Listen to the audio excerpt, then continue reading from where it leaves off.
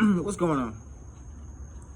You know why we're here. We're reading the book of Ezekiel. We're going to be continuing on in chapter 33, following the life of a man named Ezekiel. God basically reveals himself to him, gives him a prophecy of all the things that are to befall the people of Israel in the world, and what he will do to restore them who follow after him. Chapter 33. The word of the Lord came to me, Son of man, speak to your countrymen and say to them, when I bring the sword against a land and the people of the land, choose one of their men and make him their watchman. And he sees the sword coming against the land and blows the trumpet to warn the people. Then if anyone hears the trumpet but does not take warning, and the sword comes and takes his life, his blood will be on his head. Since he heard the sound of the trumpet but did not take the warning, his blood will be on his own head. If he had taken warning, he would have saved himself. But if the watchman sees the sword coming and does not blow the trumpet to warn the people, and the sword comes down and takes the life of one of them, the man will be taken away because of his sin, but I will hold the watchman accountable for his blood. Son of man, I have made you a watchman for the house of Israel, so hear the word I speak and give them warning from me. When I say to the wicked, O wicked man, you will surely die, and you do not speak out to dissuade him from his ways, the wicked man will die for his sin, and I will hold you accountable for his blood. But if you do warn the wicked man to turn from his ways, and he does not do so, he will die for his sin, but you will have saved yourself. Son of man, say to the house of Israel, this is what you are saying. Our offenses and sins weigh us down, and we are wasting away because of them. How then can we live? Say to them, as surely as I live, declares the sovereign Lord, I take no pleasure in the death of the wicked, but rather that they turn from their ways and live. Turn from your evil ways. Why will you die, O house of Israel? Therefore, son of man, say to your countrymen, the righteousness of the righteous man will not save him when he disobeys, and the wickedness of the wicked man will not cause him to fall when he turns from it. The righteous man, if he sins, will not be allowed to live because of his former righteousness. If I tell the righteous man that he will surely live, but then he trusts in his righteousness and does evil, none of the righteous things he has done will be remembered. He will die for the evil he has done.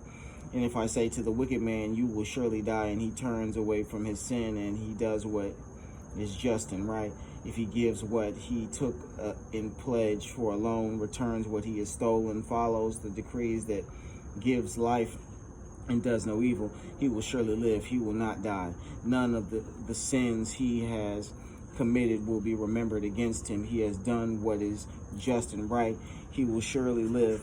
Yet your countrymen say, the way of the Lord is not just, but it is their way that is not just. If a righteous man turns from his righteousness and does evil, he will die for it. If a wicked man turns away from his wickedness and does what is just and right, he will live by doing so.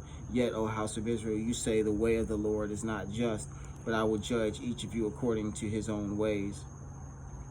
In the 12th year of our exile, in the 10th month on the 5th day, a man who had escaped from Jerusalem came to me and said, the city has fallen. Now the evening between the man arrived. The hand of the Lord was upon me, and he opened my mouth before the man came to me in the morning. So my mouth was open, and I was no longer silent. The word of the Lord came to me, Son of man, the people living in those ruins in the land of Israel are saying, Abraham was only one man, yet he possessed the land. But we are many, surely the land has been given to us as our possession. Therefore say to them, this is what the sovereign Lord says, since you eat meat with the blood still in it and look to your idols and shed blood, should you then possess the land? You rely on your sword, you do detestable things, and each of you defiles his neighbor's wife. Should you then possess the land? Say this to them. This is what the sovereign Lord says: as surely as I live, those who are left in the ruins will fall by the sword. Those out of the country I will give to the wild animals to be devoured, and those in strongholds and caves will die of a plague. I will make the land a desolate waste, and her proud strength will come to an end. And the mountains of Israel will become desolate, so that no one will cross them. Then they will know that I am the Lord, when I have made the land a desolate waste because of all the detestable things they have done. As for you, son of man, your countrymen are talking together about you by the walls and at the doors of the house, saying to each other, come and hear the message that has come from the Lord. My people come to you, and as they usually do, and sit before you to listen to your words, but they do not put them into practice. With their mouths they express devotion, but their hearts are greedy for unjust gain. Indeed, to them you are nothing more than